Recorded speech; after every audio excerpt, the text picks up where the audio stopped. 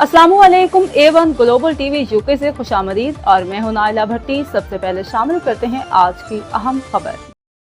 इस्लामाबाद कामरान खोखर से Islamabad peoples party के रहनुमा और सीनियर कानूनदान उमर अवान एडवोकेट ने स्वीडन में कुरान पाक की बेहरमती और नजर आतिश करने पर भरपूर मजम्मत करते हुए कहा कि स्वीडन में कुरान पाक की बेहरमती पर पाकिस्तान समेत दुनिया भर के मुसलमानों में गुस्से की लहर दौड़ गई है।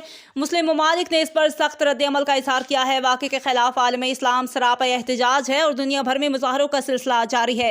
स्वीडन में कुरान पाक की बेहरमती पर पाकिस्तानी हुकूमत से मुतालबा करता हूँ कि फिलफोर स्वीडन हुकूमत के सफीर को मुल्क से बाहर निकाल दिया जाए और जिन एप्लीकेशन पर वीडियोस मौजूद हैं यूट्यूब, गूगल, फेसबुक और उनको फिलफोर हटवाया जाए ताकि इसकी मजीद तशहीर ना हो सके।